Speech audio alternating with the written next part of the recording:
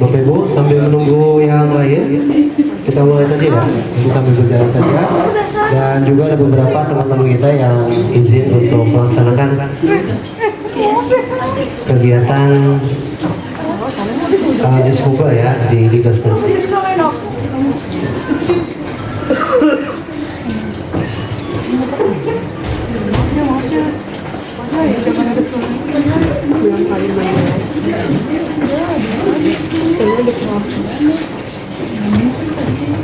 Dengerin ini.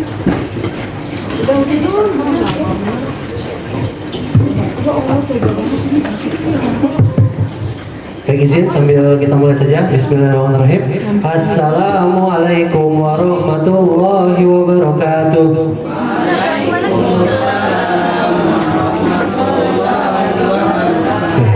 Izin Bapak Ibu Guru, Pak Wahyudi Kuatmo dan Bunda Eni ya, dan Bapak Ibu Guru semua. Di sini kita akan belajar sama-sama ya terkait dengan implementasi atau penerapan deep learning ya dalam proses pembelajaran seperti apa, dan ini adalah hasil dari pembelajaran kami selama 1 pekan dengan Bu Wina ya terkait dengan pembelajaran mendalam ini. Namun sebelum kita lanjut, kita awali dulu dalam pertemuan hari ini dengan melafazkan basmalah. Bismillahirrahmanirrahim. Baik, izin Bapak Ibu Guru ya, kami mohon nanti Bapak Ibu Guru bisa memperhatikan dengan baik dan bisa mengikuti dengan baik, karena di sini kita sifatnya adalah belajar sama-sama ya, dan tidak ada yang menggurui, tapi di sini kita akan menemukan dan apa saja sih nanti tentang proses pembelajaran mendalam itu. Namun sebelum itu kita minta untuk Bapak Ibu Guru semuanya bisa berdiri sebentar ya, untuk kita sebelum mulai biar bergerak, dan kita akan melaksanakan untuk senam dulu ya sebelum nanti kita mulai. Bisa ikuti gerakannya, ini adalah senam. Ya, bisa mengikuti gerakannya ya. Ini namanya senam berlasi. Mohon Bapak Ibu Guru bisa mengikuti gerakannya ya. Ya, bisa mengikuti gerakannya. Mau kita mulai nanti.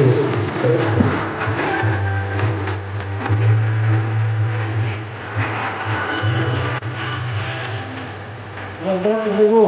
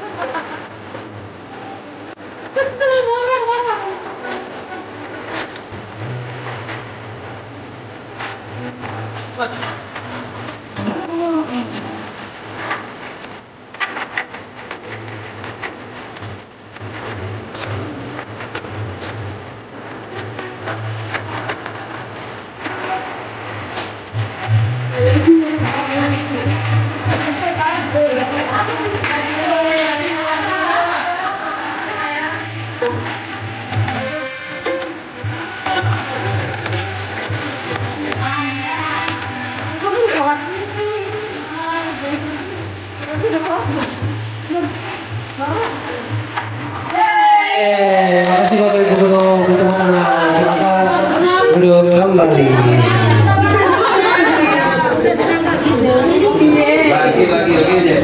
Lagi. Boleh di share tuh bang di grup. Ya boleh nanti. Mana? Ya.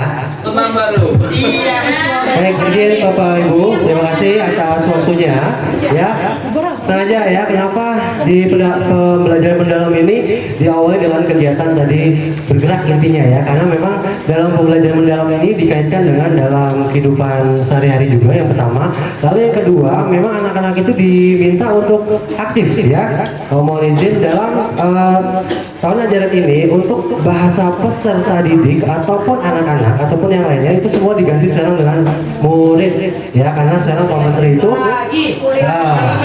merekomendasikan bahwa tidak ada lagi kata-kata dalam peserta didik anak-anak ataupun yang lainnya, tapi sekarang digunakan kata murid, sehingga dalam pembelajaran nanti ya mohon maaf nanti di sini juga ada kata siswa, kita belum revisi ya, itu semua diganti dengan murid ya, baik itu di dalam pembelajaran semua segala macamnya.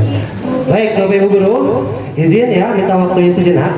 Di sini kita akan nanti tujuan dalam pertemuan hari ini adalah agar kita semua dapat mengetahui apa saja sih tentang kerangka-kerangka atau jeroan-jeroan itu dalam pembelajaran mendalam ya, seperti itu, dan juga nanti kita sama-sama nanti dapat menyusun rancangan atau rencana pembelajaran ya dalam proses yang nanti kita akan gunakan dalam tahun ajaran ini ya. Nanti sedikit nanti akan disampaikan oleh Ibu Wina ya terkait dengan apa sih nanti tentang pembelajaran mendalam itu.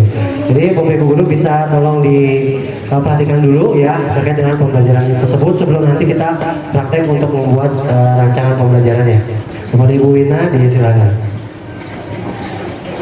Bismillahirrahmanirrahim. Assalamualaikum warahmatullahi wabarakatuh. Waalaikumsalam warahmatullahi wabarakatuh. Izin Bapak Ibu Guru untuk sharing tentang kegiatan pembelajaran mendalam seperti waktu pelatihan saya minggu lalu. Ini pengertian pembelajaran mendalam yaitu satu pendekatan pembelajaran yang berfokus pada pemahaman konsep yang mendalam, bukan sekedar hafalan. Nah, ini melibatkan pengalaman belajar yang sadar, bermakna, dan menyenangkan atau menggembirakan, serta mendorong murid untuk berpikir kritis dan mampu menerapkan pengetahuan dalam situasi nyata. Nah, pendekatan ini menekankan pada pemahaman konsep aplikasi dalam berbagai konteks, berpikir kritis, kolaborasi, dan pemanfaatan teknologi. Di dalam pembelajaran mendalam ada beberapa komponen yang ada di dalamnya, yaitu yang pertama ada yang namanya prinsip pembelajaran. Nah, prinsip pembelajaran dalam pembelajaran mendalam ini kita kenal dengan nama BBM ya, biar gampang diingat. Yang pertama itu ada yang namanya berkesadaran atau mindful, kemudian bermakna, dan juga menggembirakan.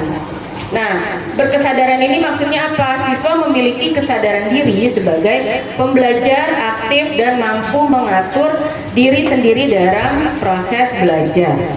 Kemudian bermakna itu pembelajaran memiliki keterkaitan dengan kehidupan nyata, memungkinkan murid untuk menerapkan pengetahuan dalam situasi yang konkret. Yang ketiga, suasana belajar yang positif, menantang, dan menyenangkan sehingga siswa termotivasi untuk belajar lebih dalam.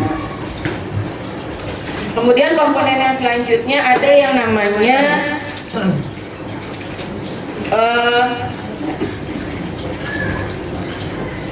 yang diagram.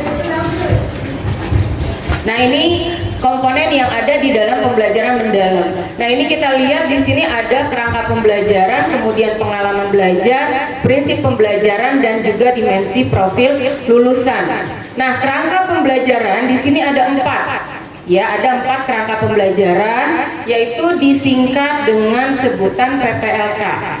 P yang pertama itu praktik pedagogis, yang kedua itu P pemanfaatan digital, L-nya itu lingkungan belajar, K-nya itu kemitraan. Ya, kemitraan ini bisa jadi dari orang tua dan juga lingkungan sekitarnya. Kemudian ada komponen yang namanya pengalaman belajar. Pengalaman belajar tadi sudah dijelaskan di awal. Kemudian prinsip pembelajaran. Nah, prinsip pembelajaran di sini juga ada 3, ya, itu disingkat dengan 3M. Ya, prinsip pembelajaran di sini ada yang namanya memahami, kemudian ada mengaplikasi, baru merefleksi. Kalau misalkan pengalaman belajar kita mau mulai dari yang namanya mengaplikasi, berarti kalau dari mengaplikasi, merefleksi dulu baru memahami. Jadi arah panahnya diikutin mengarah ke sebelah kiri, ya, berarti sebelah kiri. Jadi bisa nggak berurutan, tapi arahnya harus sejalan. Jadi kalau mau misalnya kita dalam pembelajaran mau merefleksi dulu, nggak apa-apa. Kemudian habis merefleksi baru memahami, baru mengaplikasi, gitu. Itu dari komponen pembelajaran mendalam. Nah, di dalam pembelajaran mendalam itu ada yang namanya asesmen, ya. Asesmen itu kan udah nggak ada lagi yang namanya asesmen diagnostik. Kemudian adanya yang namanya asesmen awal, asesmen inti, sama asesmen akhir. Nah, di dalam asesmen pembelajaran mendalam itu ada 2 namanya. Yang pertama asesmen formatif, kemudian juga asesmen sumatif. Nah, asesmen formatif itu terbagi menjadi 2 lagi. Ya, yang pertama ada yang namanya assessment as learning, dan juga ada yang namanya assessment for learning. Nah, sementara assessment sumatif itu ada 1 namanya assessment of learning. Ya, biasanya assessment formatif itu dilakukan selama pembelajaran. Jadi misalnya diskusi, kemudian tanya jawab, refleksi, rubrik dan segala macam, itu namanya asesmen formatif. Sementara asesmen sumatif itu dilakukan di akhir pembelajaran, misalnya ulangan gitu ya, PTS, ETS itu biasanya masuk asesmen sumatif. Jadi ketika kita melakukan tanya jawab di kelas itu masuknya asesmen formatif.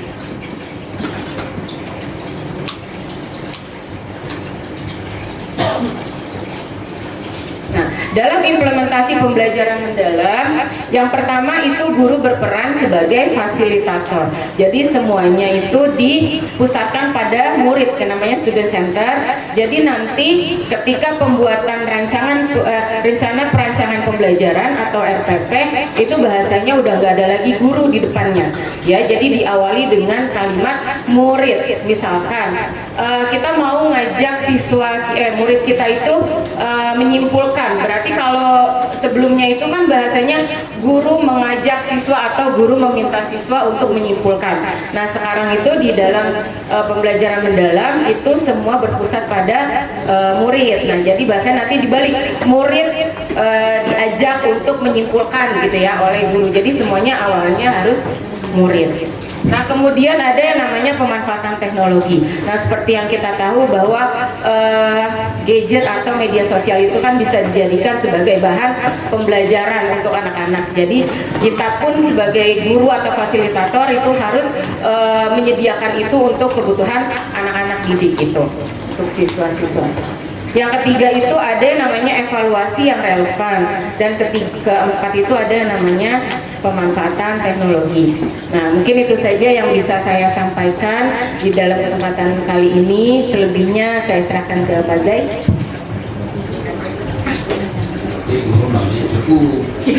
Guru namanya ya. Terima kasih Bu Lina ya.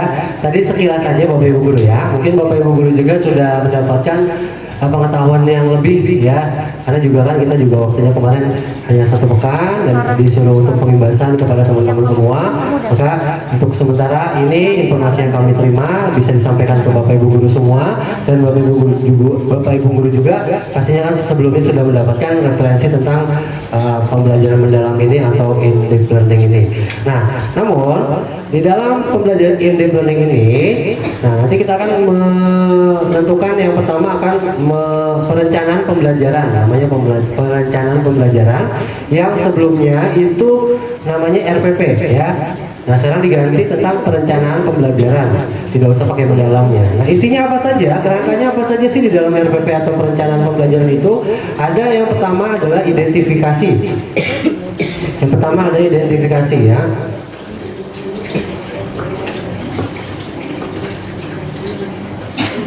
Ini kita lihat dulu nih ya, sebelum nanti kita akan mulai kenali bagaimana sih untuk RPP-nya atau perencanaan pembelajarannya bentuknya seperti itu kan. Tapi ini kita lihat dulu apa saja sih isinya ya. Nah, yang pertama itu ada identifikasi. Jadi poin 1 itu identifikasi. Kalau di atas kan seperti biasa ya, identitas sekolah ya, nama sekolah dan sebagainya. Nah, yang pertama identifikasi. Identifikasi itu terdiri dari mengidentifikasi kesiapan peserta didik. Jadi sebelum pembelajaran dilanjut, di sini itu nanti diidentifikasi. Contohnya murid dapat apa, gitu kan?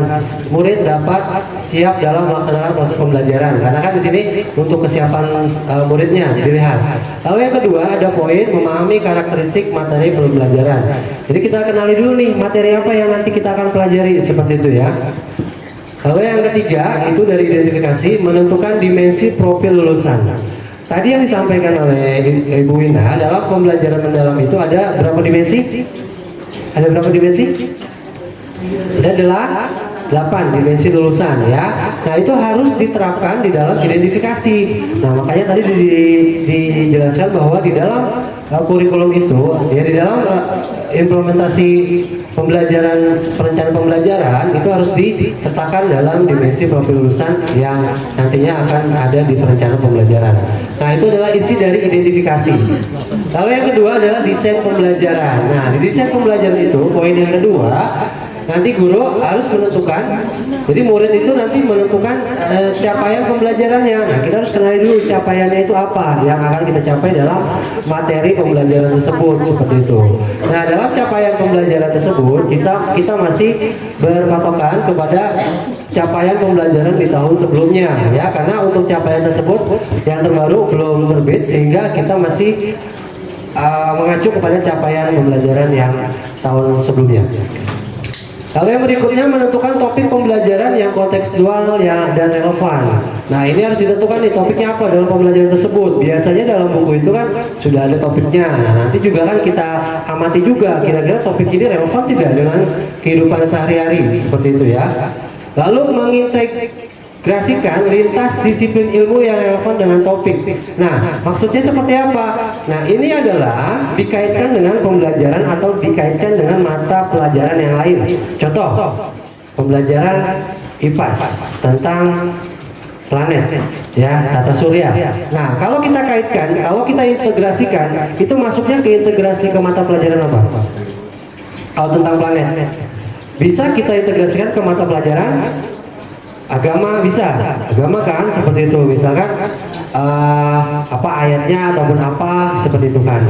Dan itu juga kan relevan dengan yang diprogramkan juga dengan dijelaskan bahwa setiap mata pelajaran juga nanti akan diintegrasikan dengan ismuba, seperti itu ya. Jadi harus ditentukan nih integrasinya, lintas pelajarannya apa. Selain kita belajar IPAS, nanti itu integrasinya apa ya, ada mata pelajaran yang lain, seperti itu. Bisa PPKN, bisa PP, pendidikan Pancasila, ataupun pembelajaran yang lainnya. Lalu berikutnya menentukan tujuan pembelajaran. Nah di setiap tujuan pembelajaran itu kalau bisa diusahakan jangan terlalu banyak, misalkan maksimal bisa 2 tujuan pembelajaran. Agar apa? Agar tercapai itu proses pembelajarannya ya. Misalkan 1 sampai 2 tujuan pembelajaran. Hari itu mau belajar apa ya, gitu, sehingga tujuannya itu tercapai. Lalu berikutnya ada kerangka pembelajaran. Nah kerangka pembelajaran itu terdiri dari praktik, pedagogis, kemitraan pembelajaran ya, lingkungan pembelajaran, dan pemanfaatan digital. Nah praktek pedagogis ini biasanya dia itu dikaitkan dengan dengan metodenya ya, metode pembelajarannya ataupun selain metode apa lagi, model, strategi pembelajarannya seperti itu ya. Itu lalu kemitraan pembelajaran. Nah, dalam pembelajaran ini itu harus dikaitkan dengan kemitraan pembelajaran. Kalau kemitraan itu biasanya dengan siapa saja? Kemitraan itu maksudnya kerjasama ya. Selain dari guru dengan murid, itu bekerjasama dengan siapa aja? Orang tua ya, bisa juga lembaga LSM ya, seperti itu. Contohnya kalau lagi belajar tentang kebersihan, kita bisa bekerja sama dengan misalkan bak sampah dan sebagainya. Itu harus dikaitkan ya dalam proses kemitraan pembelajaran tersebut. Lalu yang berikutnya, lingkungan pembelajaran. Nah, lingkungan pembelajaran ini terdiri dari ruang kelas, ataupun kalau misalkan kita belajar di luar itu harus sesuai, dan juga pemanfaatan digital. Nah, ini harus ditekankan sekali ya dalam pemanfaatan digital tersebut. Selain dari kita memiliki pemanfaatan digital, contohnya kan ini juga salah satu pemanfaatan digital nih, proyektor ya. Nah, selain itu juga kita harus memanfaatkan yang pertama, contohnya dalam kuisis seperti itu. Lalu apalagi ada Padlet ya, lalu apalagi yang Bapak Ibu guru suka muter-muter itu apa biasanya? Spin ya, gitu kan. Cuma sebelumnya kita lihat bahwa Bapak Ibu guru juga sudah banyak yang menggunakan aplikasi-aplikasi pembelajaran seperti itu. Nah, itu yang dikatakan pembelajaran berbasis digital. Jadi tidak hanya berpatokan kepada buku saja, tapi ada media lain yang dimanfaatkan seperti itu. Nah, itu adalah langkah yang kedua. Lalu langkah yang ketiga dalam perencanaan pembelajaran, poinnya yang ketiga itu adalah pengalaman belajar. Nah, biasanya pengalaman belajar ini terdiri dari langkah-langkah pembelajaran. Biasanya apa? Ada pembukaan ya, lalu inti, lalu ada penutup. Nah, masing-masing dari langkah-langkah tersebut harus ada prinsip pembelajaran. Prinsip pembelajaran itu tadi ada berapa? Ada 3. Ada berkesadaran, 3M ya? Yang 3M ya, memahami, merefleksi, mengaplikasi dan merefleksi. Namun sebelum itu harus kita ada prinsip prinsip pembelajaran ya. Ada berkesadaran, bermakna, dan menggembirakan. Nah, dalam langkah-langkah tersebut harus dikaitkan dengan prinsip pembelajaran ini ya. Contoh pembukaan ya, kegiatan awal. Kegiatan awal itu minimal harus ada apa?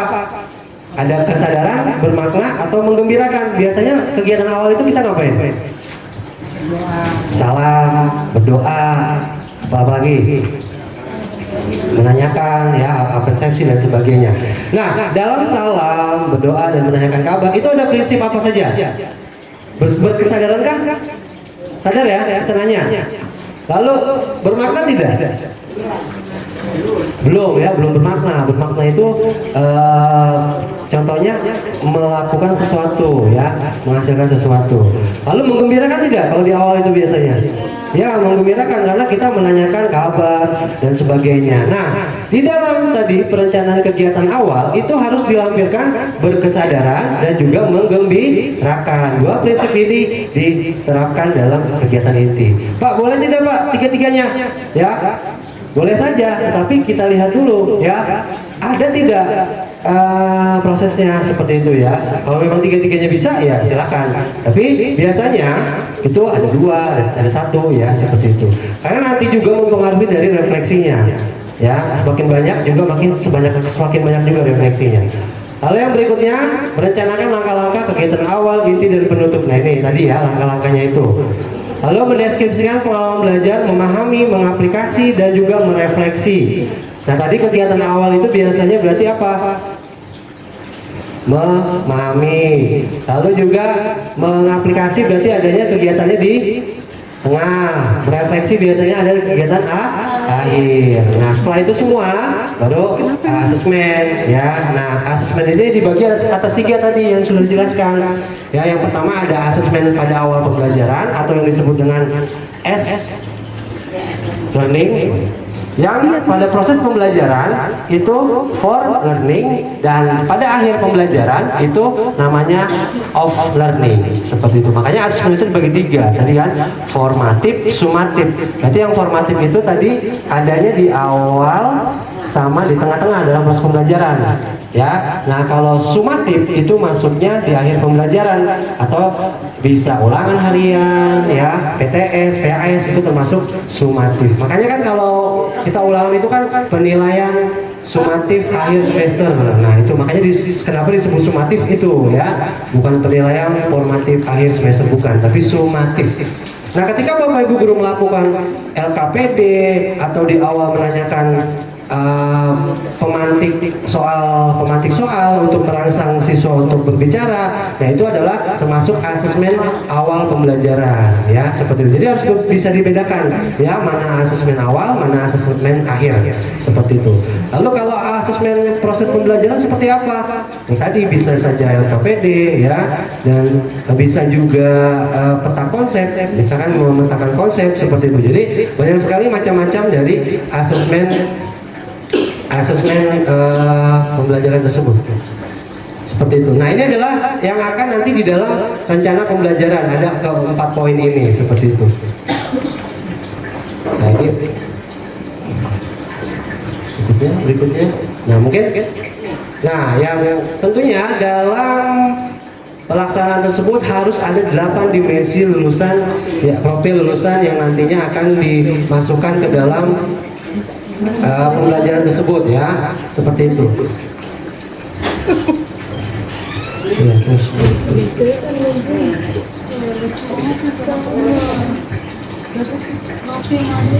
terus gue terus. Nah kita mungkin refleksi kali ya, kembali yang atas. Oh ini itu ya. Terus.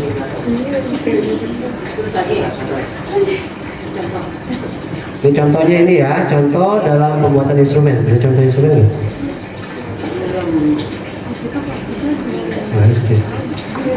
Nah, baik. Nah, di dalam pembelajaran tersebut atau perencanaan pembelajaran itu ada yang namanya asesmen tadi. Nah, di dalam asesmen itu harus dikaitkan apa di bawahnya, Bu? Selain dari KKTP harus ada apa? Rubrik ya. Jadi harus ada rubrik penilaian. Penilaian itu yang pertama harus ada rubrik, harus ada KKTP. Nah ini sejauh ini kan kita yang bertanya-tanya ya, bagaimana sih cara untuk menentukan KKTP dalam setiap proses pembelajaran.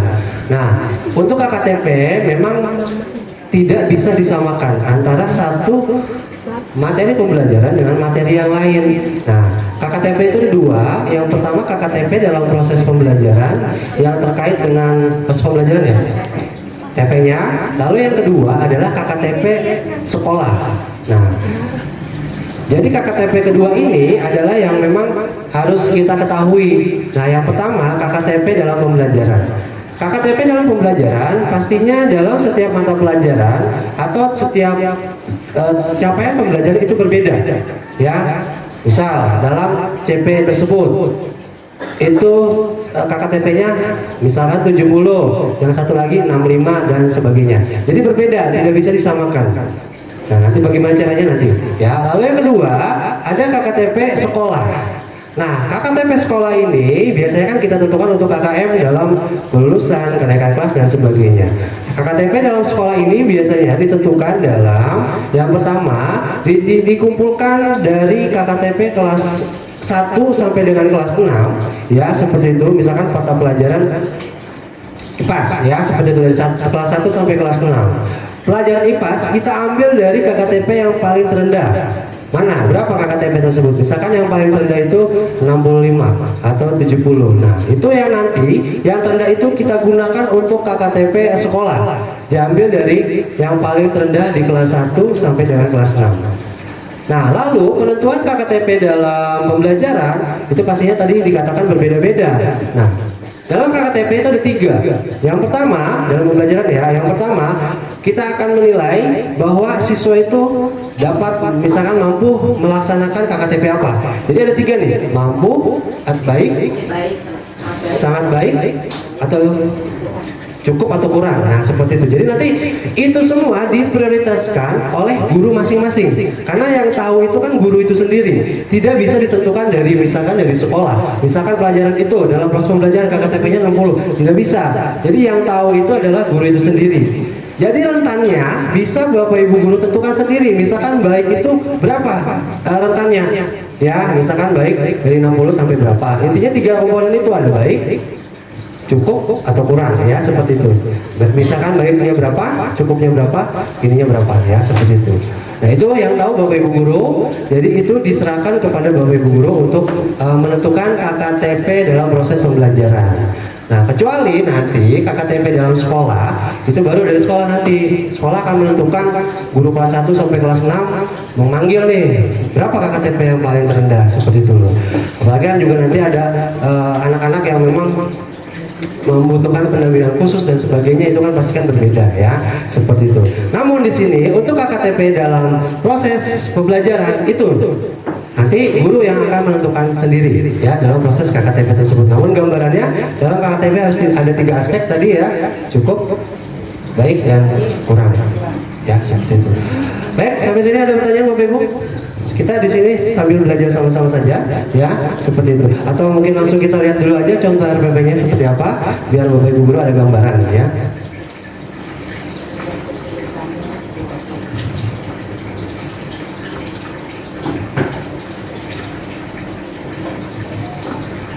Nah, di dalam contoh perencanaan pembelajaran, jadi namanya perencanaan pembelajaran. Kelihatan tidak?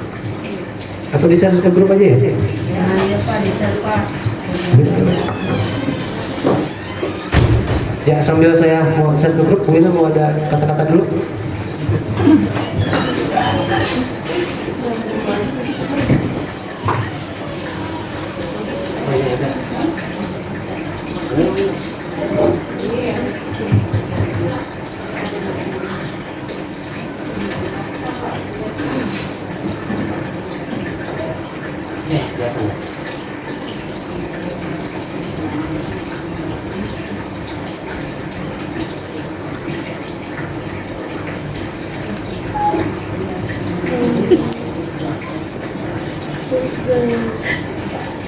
Maaf, Pak Zai, mau tanya Pak Zai. Ini tadi kan kayaknya ada yang baru ya Pak Zai di departemen ini ya, yang mendalam katanya.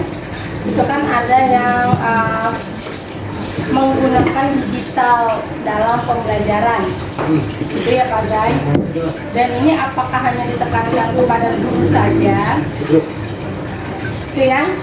Atau siswa juga mungkin dalam kondisi tertentu diizinkan membawa handphone gitu, karena kan biar kita juga mengajarkan kepada siswa kalau handphone itu kalau digunakan dengan bijak bisa menjadi ilmu juga.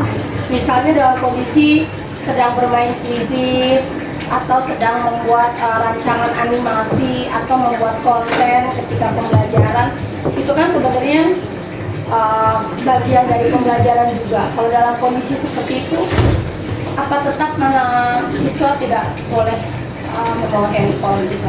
Baik Bu Feni, terima kasih. Terkait dengan pembelajaran berbasis digital, sebenarnya konteksnya itu banyak ya, seperti itu. Kalau kita kaitkan dengan peraturan sekolah, kan siswa tidak boleh untuk membawa handphone. Jadi kita tidak bisa menggunakan dalam proses pembelajaran berbasis digital itu berpaku kepada handphone karena berbenturan dengan peraturan sekolah. Maka untuk dalam berbasis digital itu kita bisa gunakan yang lain, bahwa yang pertama kan nanti gurunya itu menggunakan satu PowerPoint, kan juga termasuk digital. Kedua, pembelajaran atau PowerPoint interaktif itu kan juga berbasis digital. Ketika kita klik itu akan muncul suara dan sebagainya. Lalu yang ketiga, kayak pemilihan apa namanya, yang muter-muter itu kan juga digital. Quizzes, misalkan kita kasih tugas di rumah untuk anak-anaknya, tugas tambahan itu juga berbasis digital. Jadi berbasis digital itu kita bisa sesuaikan dengan aturan-aturan yang ada di sekolah, seperti itu. Intinya itu sih gitu kan, bisa memanfaatkan digital, tidak hanya berpaku kepada itu saja, seperti itu. Tapi tetap kesimpulannya siswa tidak tidak diperkenankan, karena kan kembali lagi berbenturan dengan aturan sekolah seperti itu kan. Jadi juga kita bisa manfaatkan lab komputer itu yang mungkin bisa lebih relevan gitu kan, kita gunakan pembelajaran seperti apa yang mungkin bisa anak itu bisa lebih senang. Nah itu kan bisa dikembangkan oleh Bapak Ibu guru semuanya gitu kan. Udah dikirim Bu Ina. Nah itu Bapak Ibu guru bisa lihat contoh dari RPP yang nantinya kita akan gunakan ya seperti itu.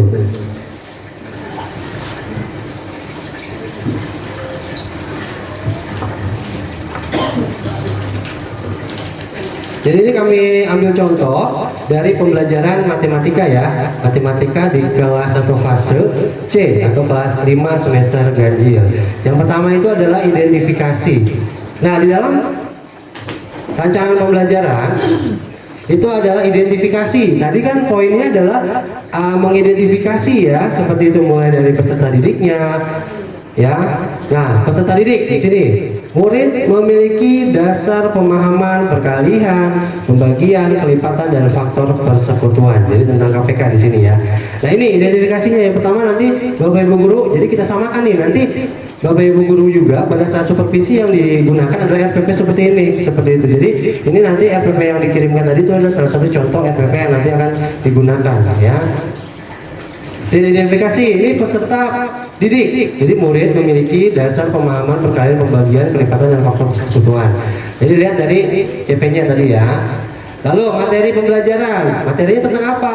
Nah tentang KPK, kelipatan, persekutuan, dan kecil. Nah tadi dalam pembelajaran mendalam itu ada profil lulusan, dimensi profil lulusan yang ada berapa tadi? Ada 8. Di sini yang dimasukin berapa? 3 ya.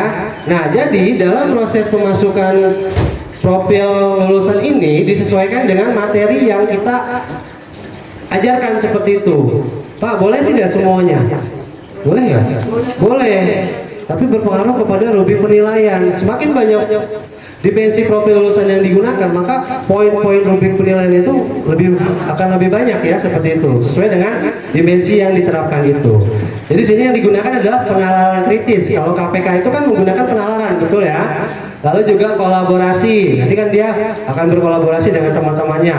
Lalu komunikasi. Jadi tinggal kita pilih aja dari 8 profil lulusan itu apa nih kira-kira yang sesuai dengan materi dalam pembelajaran atau dimensi profil lulusan tersebut. Lalu dari identifikasi sampai sini paham Bu Ibu? Nanti untuk contohnya nanti Bapak Ibu kita minta untuk praktek ya. Nanti untuk contohnya kami udah ada bukunya. Buku Bapak Ibu guru pegangan pembelajaran nanti bisa diambil ya, seperti itu. Nah, kalau paham, yang kedua, setelah tadi kita menentukan identifikasi, lalu mendesain pembelajaran. Tadi di dalam desain pembelajaran itu ada capaian pembelajaran atau CP-nya. Kita lihat CP-nya di situ. Mengidentifikasi kelipatan persekutuan. Ya, jadi murid mampu menemukan bilangan-bilangan yang merupakan kelipatan dan sebagainya ya, seperti itu. Nah, dalam capaian tersebut jangan sampai nanti ada di depan murid itu ada kata guru ya. Jadi kata-kata biasa kan kalau kita cari internet atau sebagainya, guru dan murid melakukan atau guru meminta murid. Nah itu tidak boleh. Jadi di depan itu harus dikedepankan itu muridnya dulu ya. Jadi diutamakan murid. Jadi kata gurunya itu dihapus ya. Kalau nanti Bapak Ibu guru mencari referensi dari mana ketemu kata guru, nah kata gurunya itu dihapus dulu ya. Jadi didepankan murid dulu. Lalu capaian pembelajarannya setelah tentukan CP-nya, lalu ada lintas disiplin ilmu yang tadi disampaikan bahwa kita harus berintegrasi dengan mata pelajaran yang lain. Contohnya di sini dalam KPK itu berintegrasi dengan pendidikan Pancasila. Gimana integrasinya kan seperti itu kan? Ya bisa apa seperti itu kan. Jadi harus tahu kita integrasinya dengan mata pelajaran apa. Diskusinya ya bisa ya. Karena KPK itu kan juga diskusi. Boleh. Pokoknya ada integrasi dalam mata pelajaran tersebut. Penerapan sila-silanya ya, sila 1, 2, dan 3. Apalagi kan nanti besok juga kan Sabtu mau ada seminar atau workshop dari Digasman terkait dengan implementasi kurikulum ketercapaian ya antara mata pelajaran IPA dengan Ismuba seperti itu. Mungkin tidak hanya pelajaran IPA, nanti pelajaran yang lain dikaitkan. Nah, nanti juga kan akan masuk kepada lintas disiplin ilmu tersebut. Lalu tentukan juga TP-nya, tujuan pembelajaran. Dari sini hanya ditentukan satu tujuan pembelajaran saja. Ya, jadi jangan banyak-banyak menentukan tujuan pembelajaran. Kalau ada dua ya dua aja cukup. Di sini kami bisa masukkan contohnya satu tujuan pembelajaran. Murid mampu mengaplikasikan konsep KPK melalui permainan congklak. Ya, ini adalah TP-nya. Lalu setelah TP kita tentukan topik pembelajarannya. Topik pembelajaran itu apa sih? Semacam materi ya? Temanya ya, tema atau materinya ya. Betul. Ayo bermain congklak dan temukan KPK seperti itu ya. Nah, tadi dalam desain pembelajaran itu tadi ada praktek pedagogis. Praktek pedagogis termasuk apa nih? Disiplin ilmu atau strategi? Atau apa? Strategi ya? Ya, strategi ya. Strategi itu tadi ada berapa? Strategi ada berapa tadi? Ada 4 ya. Praktek pedagogis, kemitraan, kemitraan. Apa gitu tadi? Praktek pedagogis, pemanfaatan digital ya, lingkungan sekolah dan sebagainya. Nah, yang pertama ini ada praktek pedagogis. Praktek pedagogis itu menentukan model dan metode. Nah, biasanya dalam pembelajaran itu kita akan dikaitkan dengan proyek. Nah, apalagi sekarang di pembelajaran itu tidak lagi ada P5 ya, seperti itu. Kenapa tidak ada lagi P5? Karena sekarang di dalam semua mata pelajaran itu harus ada yang namanya proyeknya. Makanya di sini disebut project based learning ya, karena harus problem based learning. Selain ada problem masalah juga harus ada juga nanti yang dihasilkan seperti itu. Karena makanya di pembelajaran itu tidak lagi adanya P5. Nah, nanti apalagi nanti dari sekolah meminta Bapak Ibu guru semuanya di dalam setiap pekan atau 2 pekan atau beberapa pekan nanti akan disampaikan oleh pimpinan kepala sekolah terkait dengan apa hasil dalam satu pekan tersebut. Hasilnya itu maksudnya adalah proyeknya apa, ada proyek apa tidak. Tidak hanya pelajaran seni rupa, tidak hanya pelajaran IPAS, tapi semua mata pelajaran akan ditanyakan oleh sekolah seperti itu. Karena itu memang sudah termasuk dari semua proses pembelajaran harus ada proyeknya ya. Lalu tadi model, metode dan sebagainya. Nah, selain dari praktek pedagogis, ada apa lagi? Ada kemitraan. Nah, kemitraan ya. Poin yang berikutnya di desain pembelajaran itu ada kemitraan pembelajaran. Nah, kemitraan pembelajaran ini di sini kita gunakan contohnya adalah teman sebaya. Jadi tidak hanya di luar aja, contohnya di dalam pun kita bisa manfaatkan teman sebaya untuk kerja kelompok, guru sebagai fasilitator ya, lalu juga ada keluarga juga bisa dikatakan juga sebagai kemitraan seperti itu ya, karena juga tergantung dari materinya ya, bisa disesuaikan dengan materinya. Lalu selain kemitraan ada lingkungan pembelajaran.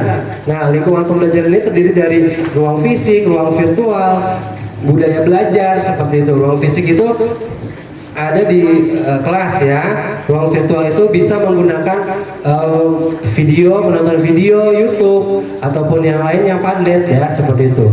Lalu juga ada budaya belajar. Budaya belajar itu kayak gotong royong, menghargai tradisi, berpikir terbuka. Lalu berikutnya ada pemanfaatan digital. Nah, ini ya. Jadi pemanfaatan digital itu tadi juga yang ditanyakan oleh Bu Feni. Nah, misalkan menonton YouTube ya, itu juga ada salah satu juga pemanfaatan digital kan seperti itu. Lalu ada juga nanti melihatkan dokumentasi kegiatan. Lalu juga ada Padlet sebagai refleksi digital sederhana. Nah, ini adalah proses dalam pembelajaran seperti itu ya. Ada tadi tuh, ada apa saja tuh, banyak ya. Nah, berikutnya ada pengalaman pembelajaran. Yang ketiga, nah dalam isi pengalaman pembelajaran tadi yang dikatakan adalah langkah-langkah pembelajarannya. Langkah-langkah pembelajaran itu kan ada kegiatan awal, kegiatan inti dan juga akhir ya. Nah, ini kegiatan awalnya. Kegiatan awal itu gunakan 5 menit. Nah, dalam kegiatan awal ini ada prinsip apa nih? Ada prinsip kesadaran dan bermakna ya. seperti itu. Lalu setelah itu murid menjawab salam yang diucapkan oleh guru. Ini semua di depannya menggunakan kata murid, ya. Lalu murid dan guru membaca doa, murid dicek kehadiran, murid menyiapkan diri. Nah, ini semua ada prinsip kesadaran dan bermaknanya dalam proses kegiatan awal tersebut. Jadi ditulis ya prinsip itu dalam proses kegiatan ini, ya, kesadaran, bermakna dan menggembirakan, seperti itu. Sampai selanjutnya. Lalu contoh ada kegiatan inti. Dalam kegiatan inti dalam materi KPK ini ada prinsip apa yang diterapkan? Kegiatan itu memahami di sini ya. Prinsip berkesadaran, karena setiap pelaksanaan dalam proses pembelajaran itu pasti muridnya itu sadar untuk melakukan kegiatan-kegiatan tersebut, seperti itu. Lalu berikutnya kegiatan mengaplikasikan. Di sini ada berkesadaran, menggembirakan, ya. Mengaplikasikan itu dibagi kelompok dan sebagainya. Lalu ada merefleksi, seperti itu ya. Itu adalah prinsip berkesadaran dan juga bermakna. Nah, terakhir ada kegiatan penutup. Kegiatan penutup pun harus ada prinsipnya juga, kegiatan bermakna dan juga menggembirakan. Apa saja ya, seperti itu harus dituliskan.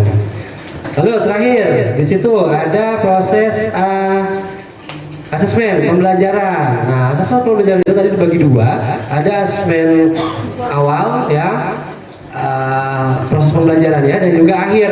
Nah, kalau di awal itu kan di sini contohnya dalam materi KPK itu apa? Mengidentifikasi pengetahuan awal itu tanya jawab awal, misalkan dari menonton video apa yang mereka tonton, pokoknya mereka menceritakan dari apa yang mereka lihat. Itu adalah proses asesmen awal atau yang disebut dengan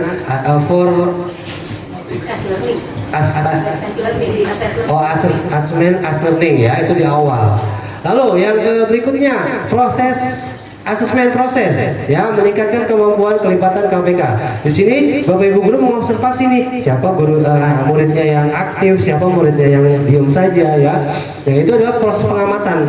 Nah, itu termasuk dari asesmen for learning ya, di dalam proses pembelajaran atau formatif ya. Dua ini adalah formatif.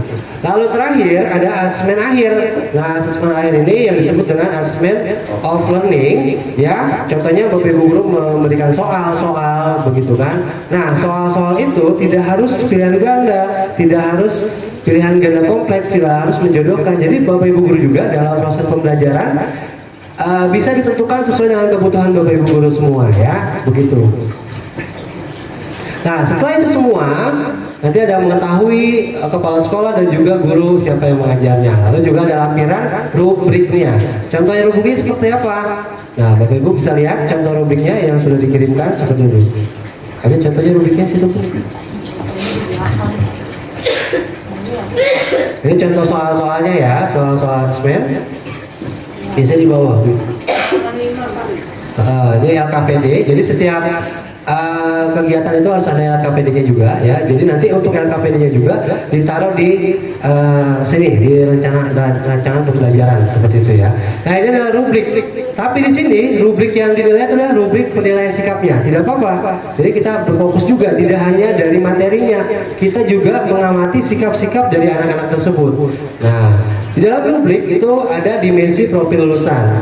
Ya, apa? Profil lulusan itu tadi tergantung dari yang di atas tadi yang kita terapkan. Ada berapa tadi? Ada 3. Kalau tadi kita terapkan 8-8-nya boleh nggak? Boleh, tapi berpengaruh nanti di sini. Lebih banyak nanti penilaiannya. Ya, tapi pilihlah berdasarkan kesesuaian dari materi tersebut. Lalu indikator tercapaiannya apa? Nah, di sini baru kita skorkan nih. Mulai berkembang skornya 1, sedang berkembang, mahir, sangat mahir. Nah, ini skor-skor ini yang nanti akan kita tentukan dari masing-masing penalaran dimensi profil lulusan tersebut seperti itu ya. Itu harus ada. Berikutnya.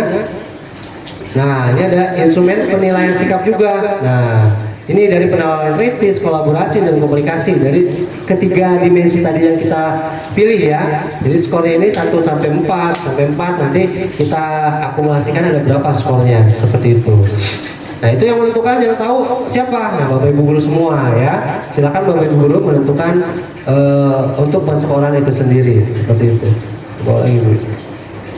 Nah ini ada KKTP ya. Nah ini KKTP, jadi yang bisa ditentukan tadi ada belum tercapai, cukup mencapai, ini kriterianya ya. Seperti itu tadi ada 3 kriteria yang memang harus ada di dalam KKTP tersebut ya. Namun untuk poinnya silakan Bapak Ibu guru semua yang menentukan pencapaian tersebut seperti itu. Karena Bapak Ibu guru sendiri yang tahu dalam proses pembelajaran.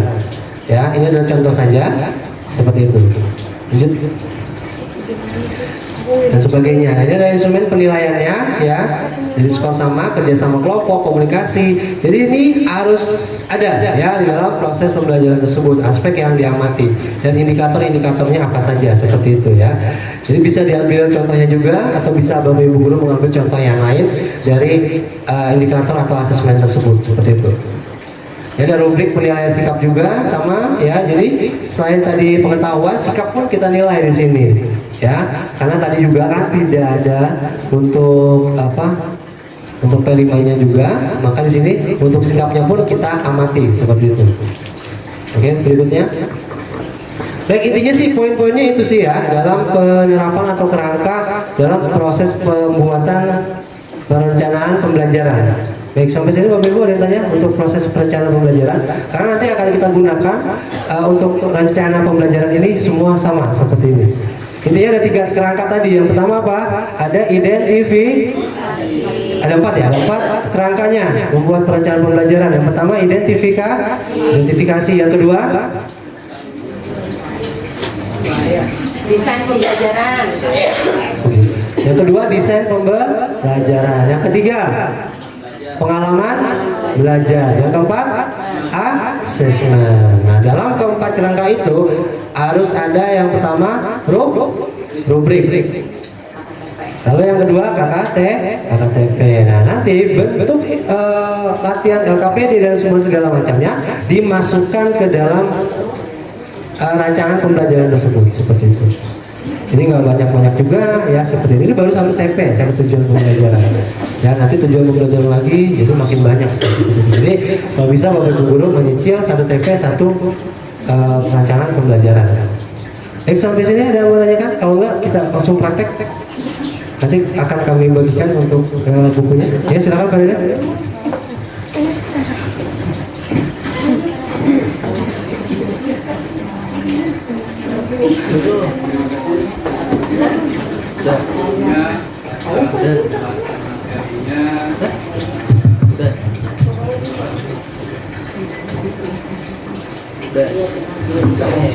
Ya, baik, terima kasih Wajai dan Bu Wina sudah menjelaskan tentang pembelajaran deep learning ini.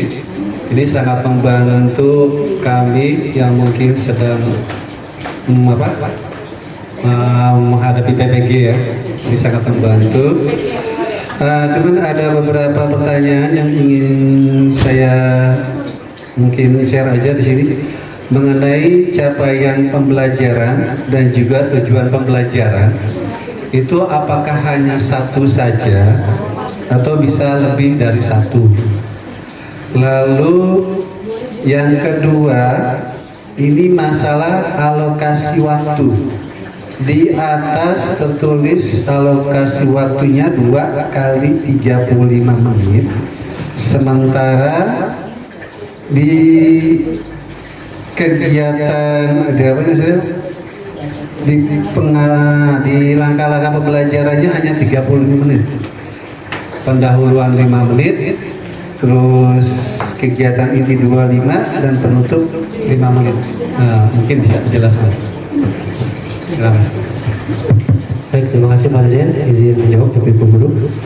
Untuk menentukan capaian pembelajaran atau tujuan pembelajaran itu tidak ada batasannya ya, karena itu terkait dengan materi dan juga capaian yang akan dicapai dalam materi tersebut seperti itu. Ya, itu yang pertama. Ini nama Nabil. Jadi gini Pak Deden, kalau dalam rancangan pembelajaran itu biasanya kan kita CP itu kan sudah ditentukan ya sama pemerintah ya. Nah nanti kita bikin turunannya menjadi TP. Nah tujuan pembelajaran itu kan ada yang mungkin bisa digabungkan sama yang lain gitu, atau mungkin memang dalam satu rancangan pembelajaran ini bisa dilakukan 2 kali. gitu. Misalnya satu hari nggak cukup nih waktunya, makanya dibuat 2 kali 35 menit. Nah mungkin satu hari itu mungkin cuma bisa menyelesaikan tentang KTK-nya doang, ya kan, karena di situ ada metodenya itu kan menggunakan coklat ya. Nah biasanya kalau permainan coklat anak-anak kan lebih antusias gitu ya, jadi akan lebih memakan waktu gitu. Jadi mungkin ada proses-proses yang memang belum tersampaikan di pertemuan pertama, misalnya begitu. Itu Pak. Baik, itu yang pertama. Lalu yang kedua adalah kok di situ dituliskan 2 kali 35 menit gitu kan. Nah memang ini adalah contoh di mana kita kemarin gunakan untuk praktek. Praktek itu kita hanya dikasih waktu 35 menit 1 JP gitu kan. Harusnya kan memang 2 kali 30 menit itu di langkah-langkahnya itu harusnya 70 menit Pak ya. Kegiatan awalnya berapa, ini berapa, ini berapa. Itu hanya contoh saja. Nanti untuk kegiatannya bisa disesuaikan, kegiatan intinya 5 menit, proses pembelajarannya berapa.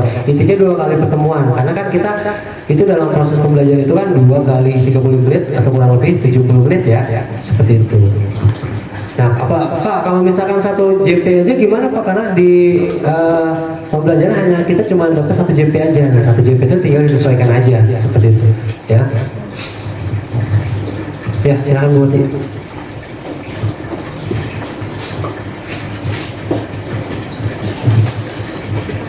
Bismillahirrahmanirrahim. Assalamualaikum warahmatullahi wabarakatuh. Ya, maaf Pak J, ini Bu Ina mau tanya. Ini kan sebenarnya kalau buati yang orang lama dulu kita sebutnya RPP ya, gitu. Nah, kalau RPP itu per pertemuan atau bagaimana? Kalau dulu RPP itu per pertemuan Pak J. Jadi kalau misalnya kita ini kan urutannya harusnya menganalisa hari efektif, jam efektif ya. Saya buati ngajar kelipatan dan faktor. Nah, itu untuk mencapai sampai asesmen sumatifnya berarti saya butuh waktu 6 kali pertemuan. Nah, kalau 6 kali pertemuan, ini sharing aja ya Pak J. Kalau 6 kali pertemuan berarti ada 6 RPP. Kalau dulu begitu. Jadi satu perencanaan pembelajaran itu untuk sekali masuk ke dalam kelas.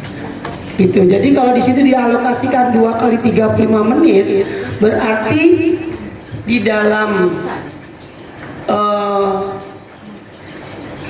kegiatan inti nulisnya 35 menit. Karena di sini tertulis pertemuannya, mungkin apakah ada tertinggal di bawah materi ada tulisan jumlah pertemuan. Maaf ya Pak J, jumlah pertemuan. Karena kalau nanti kita nulisnya 2 kali 35, berarti kan di sini tetap harus tulisnya 2 kali 35 ya, berarti 70 menit. Nah, pertanyaan Bu Wati, apakah perencanaan pembelajaran ini ditujukan untuk 1 kali pertemuan siswa atau 1 bab? Itu aja Pak J. Kalau dulu karena pernah juga 1 bab Pak J. Jadi pertemuan ke-1 dari mulai ini ya, dari mulai pengalaman belajar, mungkin Bu Wina masih ingat ya.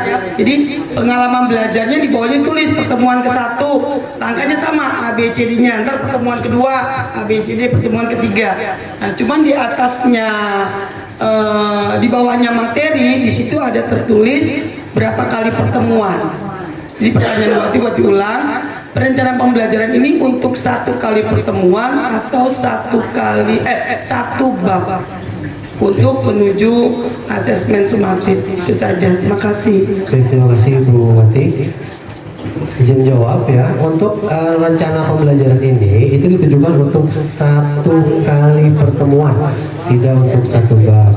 Berarti kan 1 TP ya, setiap TP itu ada 1 perencanaan pembelajaran. Jadi banyak nanti tuh, ada TP-nya 10, berarti ada 10 RPP perencanaan pembelajaran yang Bapak Ibu guru buat seperti itu kan. Dan di sini kenapa? Oh, di situ tadi ditanyakan juga. Ya memang tadi ini kita tujukan tadi untuk latihan kami ya. Memang ini belum kami ganti. Ternyata harusnya di sini 70 menit gitu kan. Berarti kan pembukaan memang seperti biasa 55 menit. Nah, di sini kegiatan intinya harusnya berapa? Harusnya biasanya berapa? ya bisa 35, bisa 20, pokoknya menyesuaikan ya. Nah nanti kegiatan akhirnya biasanya 10 menit atau 5 menit seperti itu. Intinya Itu kan tergantung ya Pak. Kalau Iya. kita mau tes kan nggak 5 menit. iya tergantung, itu bisa menyesuaikan Bapak Ibu guru ya, tidak terpaku kepada harus 5 menit, harus 10 menit, jadi bisa ditentukan saja untuk penentuan waktu lamanya dalam proses pembelajaran tersebut di dalam menyusun langkah-langkah seperti itu. Intinya dalam langkah-langkah itu jangan lupa dikaitkan di samping langkah-langkahnya itu kegiatan awal 5 menit harus ada kegiatan apa di situ, prinsip pembelajaran apa, menggembirakankah, bermaknakah, atau berkesadarankah, seperti itu. Nah, untuk CP-nya yang di CP sebelumnya itu kan banyak ya, tadi di 8 sampai banyak tuh. Nah sekarang pemerintah itu meringkas dari CP tersebut. Kemarin infonya sih katanya tinggal tunggu tanda tangan ya. Cuma kita belum tahu sampai kapan itu terbit CP terbarunya, seperti itu ya. CP terbaru itu meringkas atau lebih ringkas dibandingkan CP sebelumnya. Saya juga belum dapat informasi dan belum ada gambaran seperti apa meringkasnya.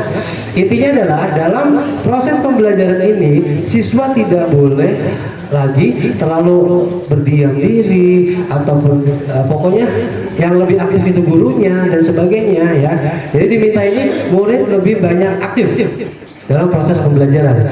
Biasanya kan dalam proses pembelajaran aktif itu kalau bisa ya biasanya juga kan kerja kelompok dan semua segala macamnya gitu kan. Kalau misalkan dalam proses pembelajaran pasti ada kerja kelompoknya, karena di dalam kerja kelompok itu semua berperan ya, seperti itu. Itu sih Bapak Ibu, sudah ada lagi yang mau tanyakan sebelum kita praktek nanti untuk masing-masing sesuai dengan bidang studinya masing-masing. Cukup ya? Nanti kalau ada yang tanyakan kita sambil berjalan saja. Iya. Keluar yang ini nggak? Apa Bu? Hubungan dengan perangkat hukum. Silakan. Ini kan RPP-nya sudah Di dalam. beda lagi ya. Saya masih suka ngomong RPP. Nah untuk yang lainnya, perangkat yang lainnya seperti silabus, program pengajaran. Nah itu apakah ada perubahan di dalamnya? Karena kan kita mau bikin ya, karena kan untuk bikin pembelajaran kan harus ngikutin yang dua dulu itu kan Pak. Kemarin kan kita belum ada informasi terkait dengan itu ada perubahan atau tidak. Kayak kemarin aja ya.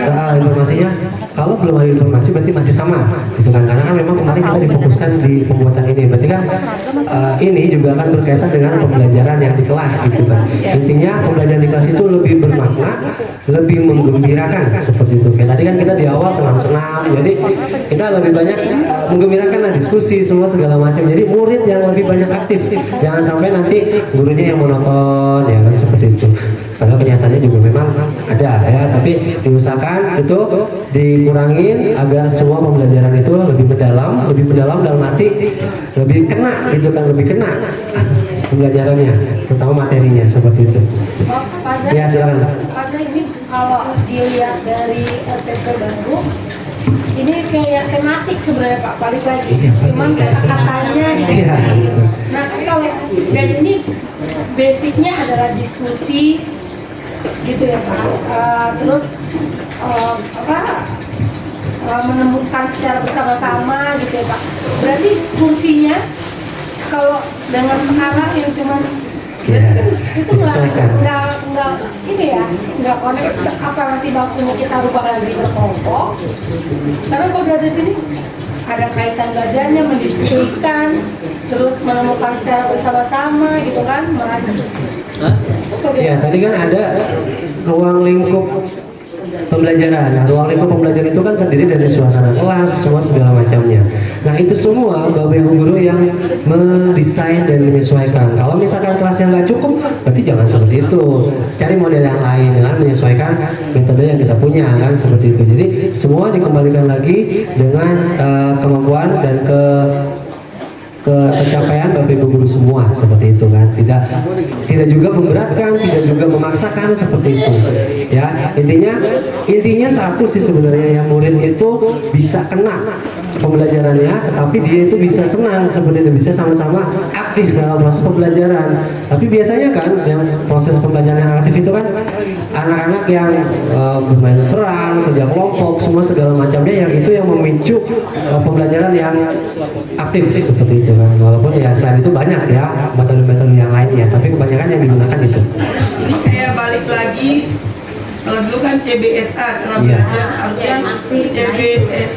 Makanya CBS cara belajar semuanya aktif sebenarnya. ya istilah-istilahnya aja yang diganti. Istilahnya aja. Karena gini, kalau menurut Bu Ati, dalam kurikulum Merdeka ini secara materi, sebenarnya kan materinya udah balik lagi yang bilang Bapak Yudi, sebenarnya balik lagi ke kurikulum 2006 sebenarnya.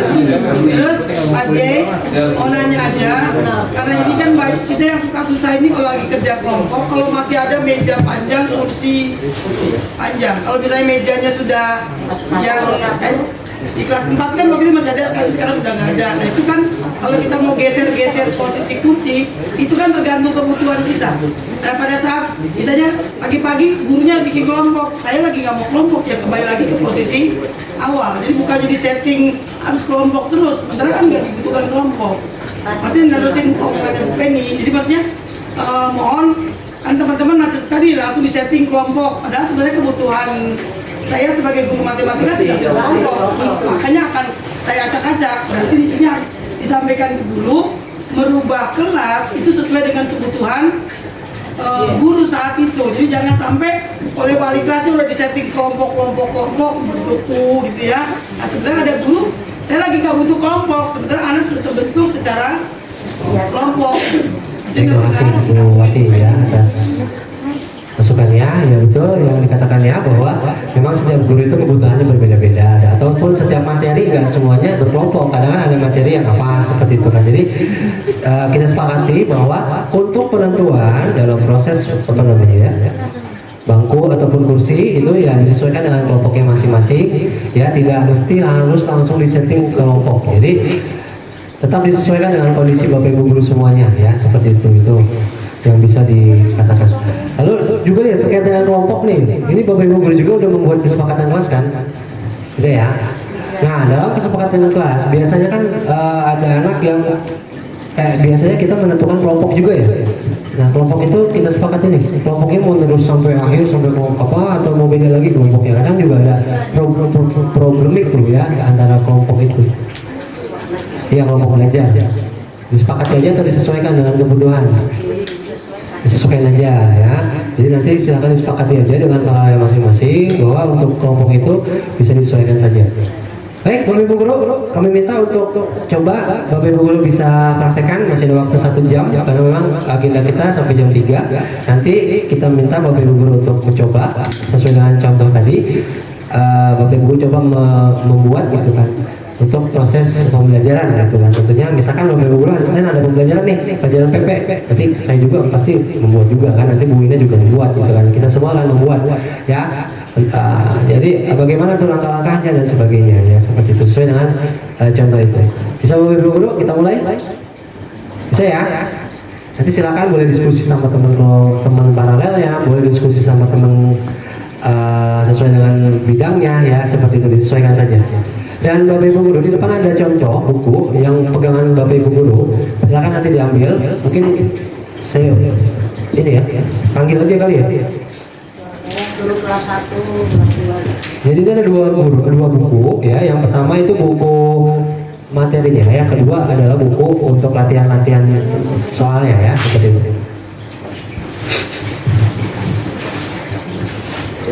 Tapi kalau Bapak Ibu Guru udah megang, udah lihat, bisa coba-coba ya untuk membuat perencanaan pembelajaran tersebut.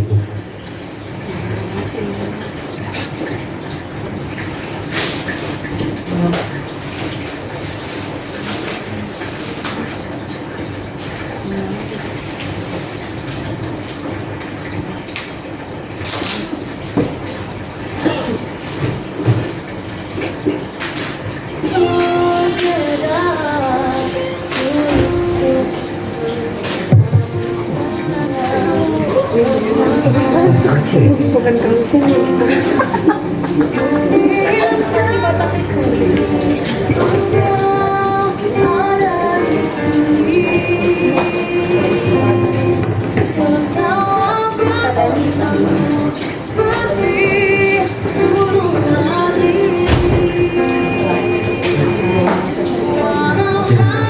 Bahasa Indonesia guru kelas 4. Bahasa Indonesia guru kelas 4, kelas 5, kelas 6. Tolong maju ke depan, bisa ambil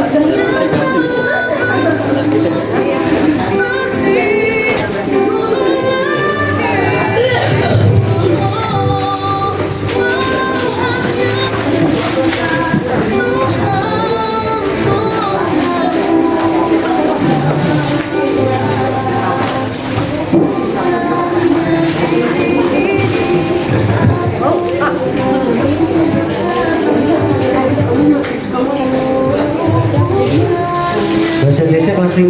Siapa bahasa Indonesia kelas 5? Wasis. Tadi panggil ini.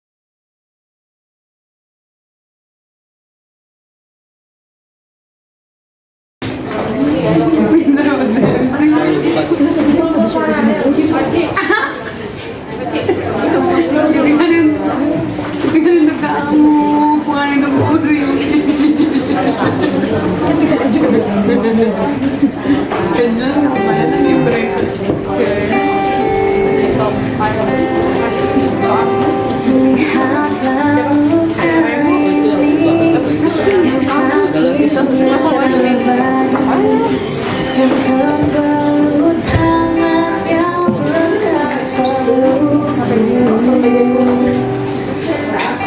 tak akan lupa, tak akan pernah bisa dengan apa yang kau bisa lakukan.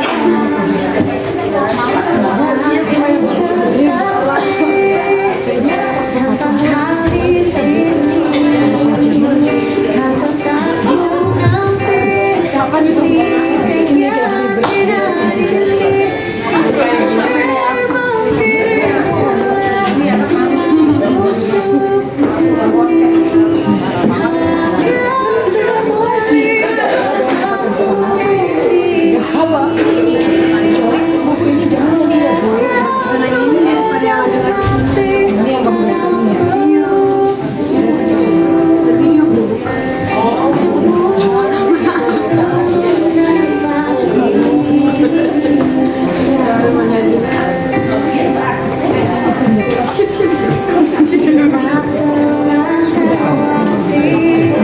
IPAS kelas 5, IPAS kelas 5.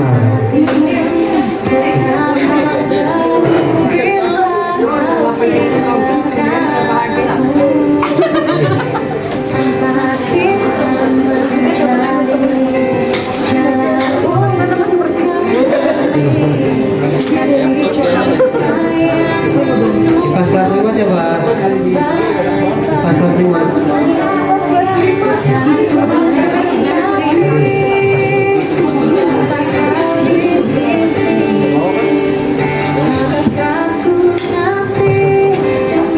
IPAS kelas 4, IPAS kelas 4. IPAS kelas 4.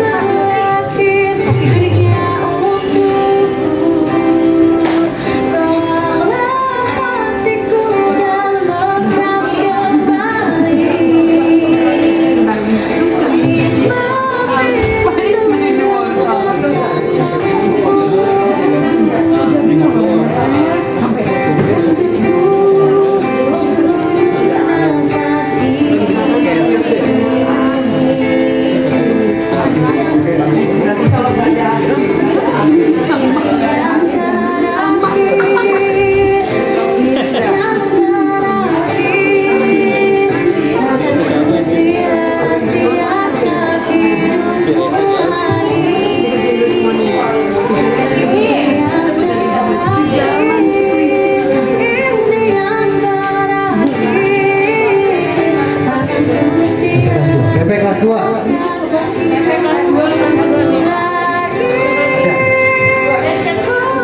Di sekolah ada. Mau dibagiin sekarang? Sekarang ya? Iya, ntar. Iya, ntar. Pensi itu soal-soal, yang satunya itu materi. Latihan-latihan soalnya di pensi.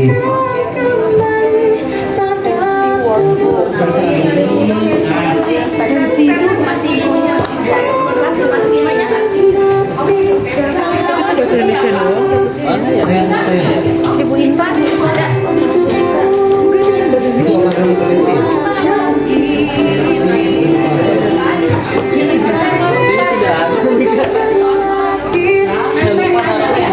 PP kelas 4 pasang sih ya?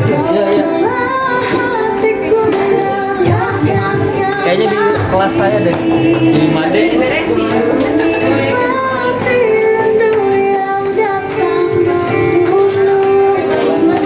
PP kelas 5. Iya itu. Untuk Ibu Guru, untuk administrasi kelas itu ada absensi wali kelas. Nah, absensi wali kelas itu nanti diisi yang biasanya diminta tanda tangan Bu Siti ya setiap bulannya. Pak, saya ada yang di komputernya. Nah, di komputer silakan saja, tapi juga kita minta yang manualnya. Nah, silakan nanti Bapak Ibu Guru wali kelas bisa mengambil absensi siswa. Ya, di depan nih ada nanti absensi siswa. Per kelas, nanti per kelas ya, bukan absensi guru aja, tapi ini absensi kelas. Absensi wali kelas ya, yang setiap harinya diisi. Oh,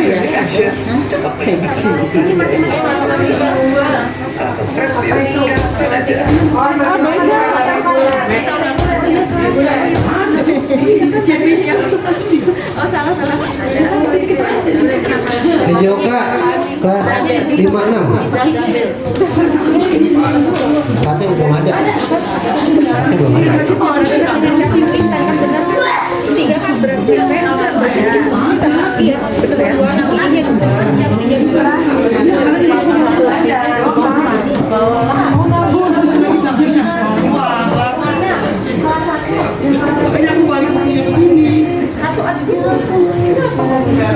Kemudian apa? Pepe?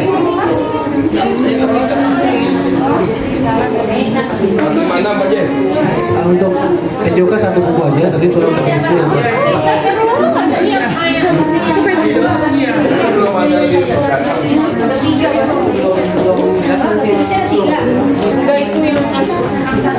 Bu Zikra, kamu math berarti ya? Bahasa Inggrisnya kan bilang matematikanya beda. Iya, matematikanya udah.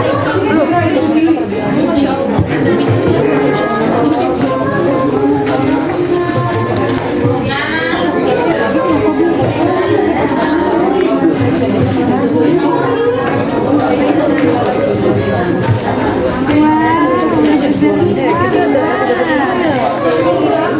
Keluarga enak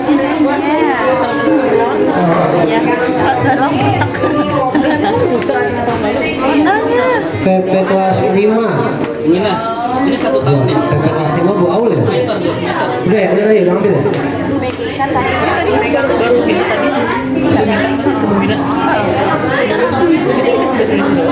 ada di meja. Lihat jadi pasti dulu.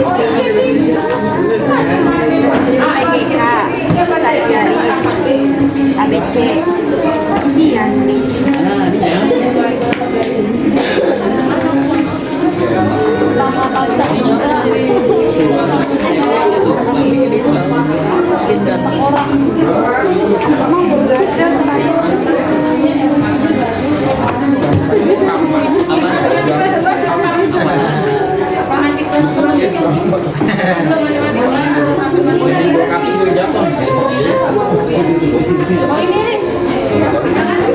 Suruh buat cerita anak berpikir kritis. Mobil terparkir 38, keluar 2, 8 kali 2. Orang main orang. Oh iya. Harus naik order.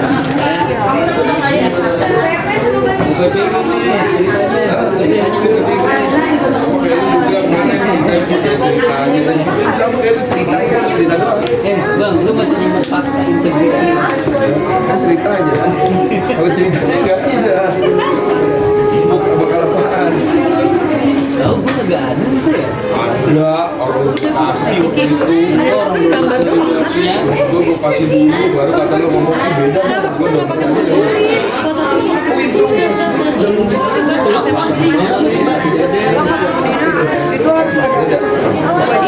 tapi nanti ini kalau contohnya kan lebih semua Kurang lebih begitu dah.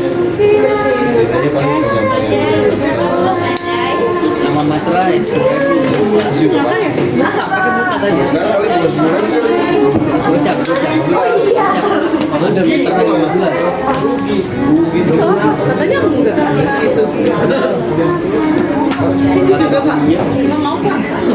Nggak ada ini ya pengukuran waktu. Pengukuran waktunya nggak ada. Ada semester Iya. Kata siapa? coba buka PPD yang terakhir ini dari Tunggu dulu ya, absen sama jurnal. Jurnal itu nanti yang mengisi guru bidang yang masuk ke kelas. PPD besar. Materinya apa dan sebagainya. Jadi jurnal ini yang mengisi nanti guru bidang. Jadi intinya jurnal kemajuan belajar kelas ini taruh aja di depan meja guru. Tapi nanti guru-gurunya suruh ngisi. Nanti kalau udah Ya, sampai yang masuk di jam pertama, jam kedua materinya apa. Iya. Di sini ada. Sampai panjang doang. itu sekarang ini Ya, jurnal itu satu kelas satu buat wali kelas. Jadi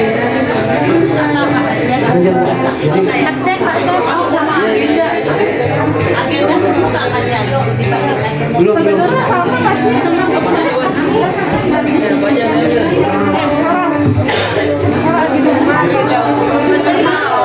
Ini jurnal di sini ambil betul ya. Ini dua jurnal yang belum. Mana mau dong jurnal?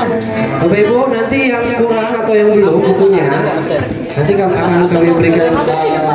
Di sini ada. Sanksi paket Asep. berapa Pak? Itu di depan. Sampai rapat, ambil juga sampai rapat itu. Udah aku udah nggak semua. Terima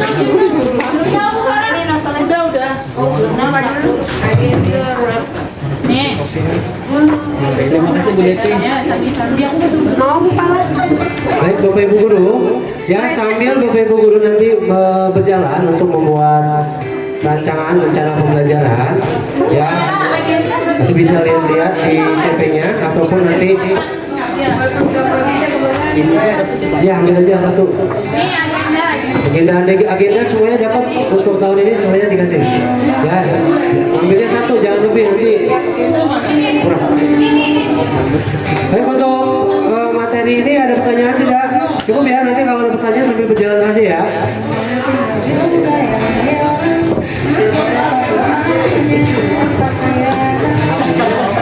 Nah, ngopi kanan.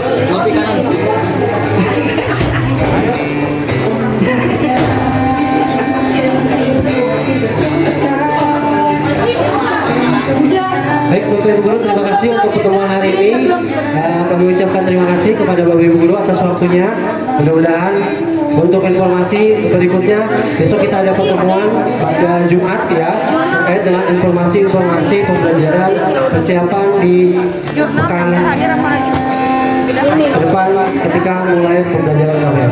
Baik kalau tidak ada saya akhiri. Wabillahi taufiq wal hidayah. Wassalamualaikum warahmatullahi wabarakatuh.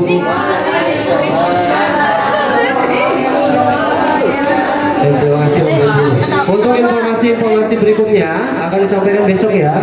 Informasi dari Ibu Siti besok kita pada Jumat ada pertemuan. Terima kasih. Terima kasih Bu.